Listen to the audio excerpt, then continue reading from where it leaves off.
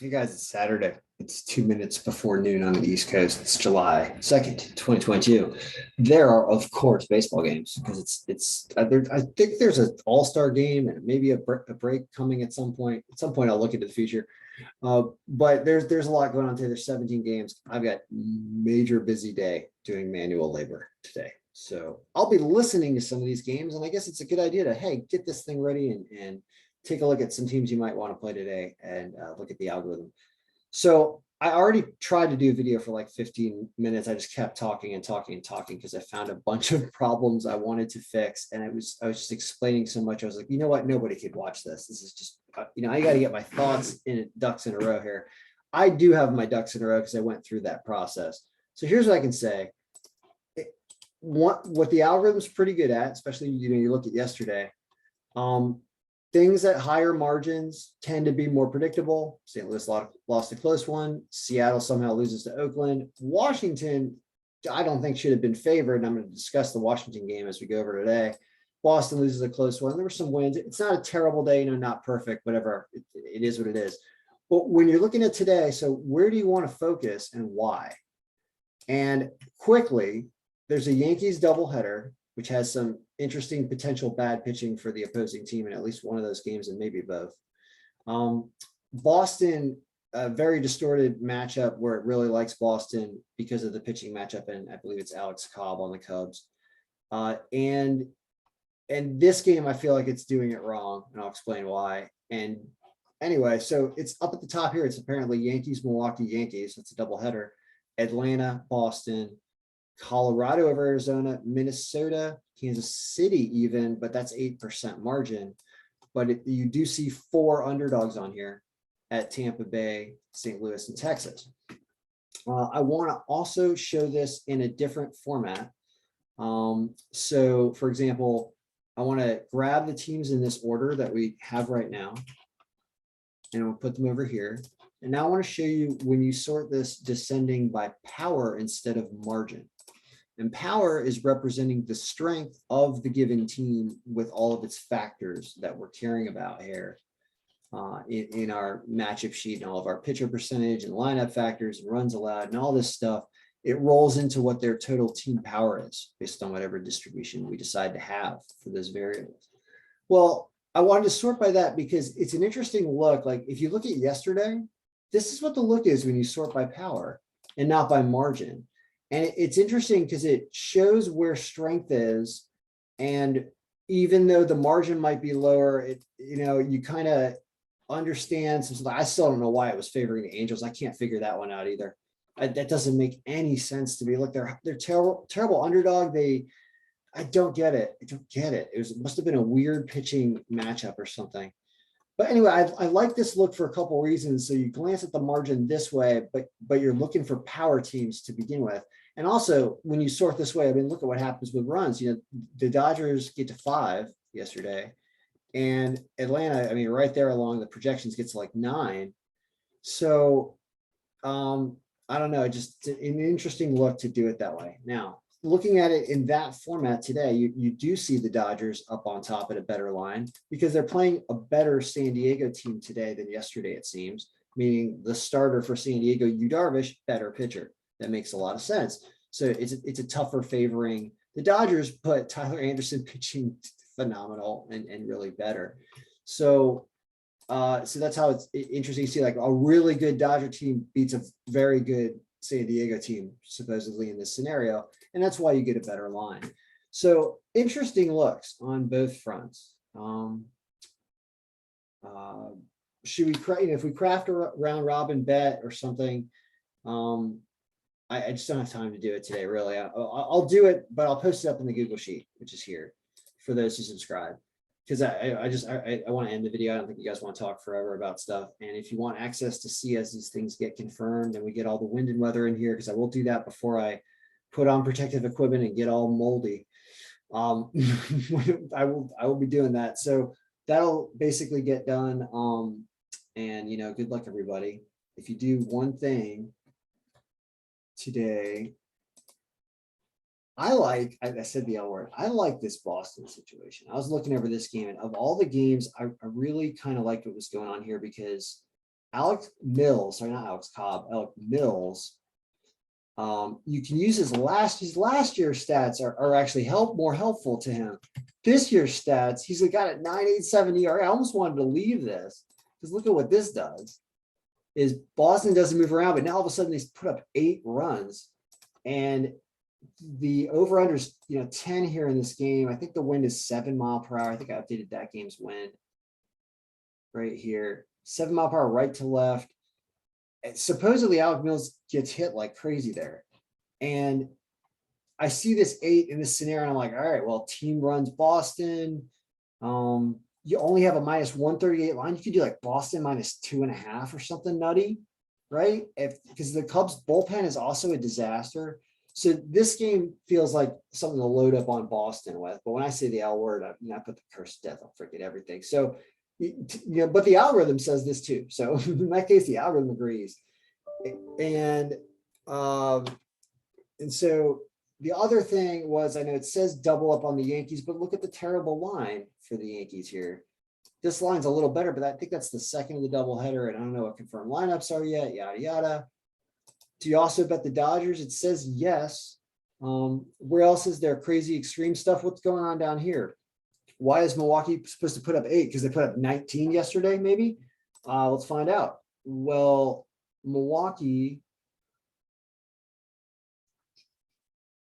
we never end videos, we just keep talking. Milwaukee's supposed to get up 8.2 runs because this pitching matchup also has ridiculous ERA for Bryce Wilson.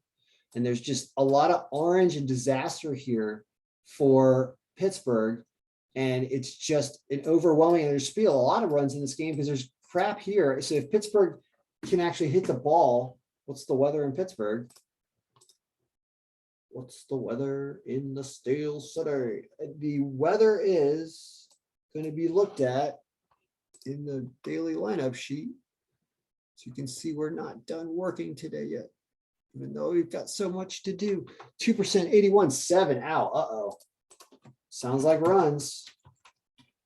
Wind blowing out. And 2 pitchers that do not know what the strike zone is. So that gets you a 13-run game. So that's where the over 12.5 alternate line. Well, what's the over/under set in that game right now? Let's find out. 9. Yeah, that's a deal. As you can see, it gets over 10. So there's an alternate over there that would go on a round robin bet along with Boston -1.5, call it, right? Let's get a better line here. I guess you can bet the Yankees in the second game of the doubleheader. Where's that? Here. Savali. I mean, yeah, this one, that's a better line than the first game. So that's bettable -1.5 because of Savali's ERA at 40 innings pitched. I mean, that's crazy. So go with this. Dodgers to win. It's on their number 1 in this order. Let's go back to the margin order just to look at it. But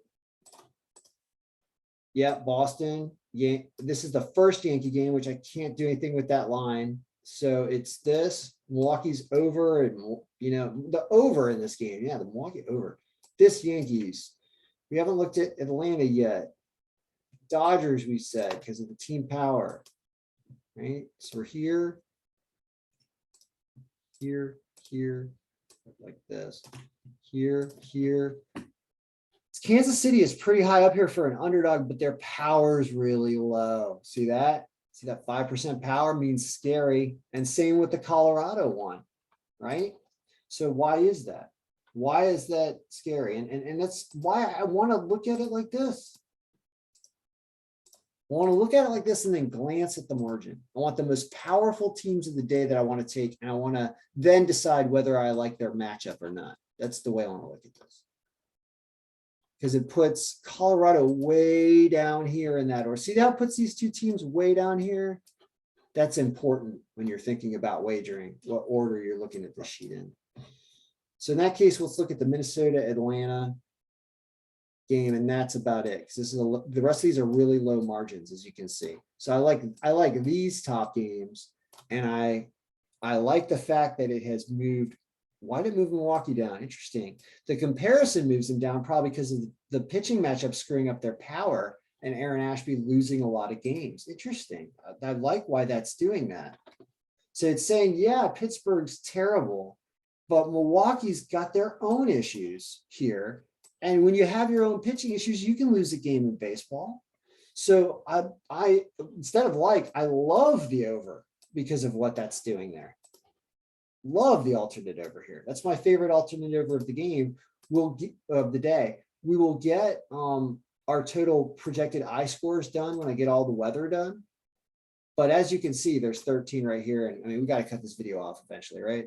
So I guess that's about enough. This look is, I'm very comfortable viewing it this way and stopping you right here and saying take the over in the Pittsburgh game, even an alternate over. Dodgers, oh yes, not the first Yankee game though, because it's terrible line.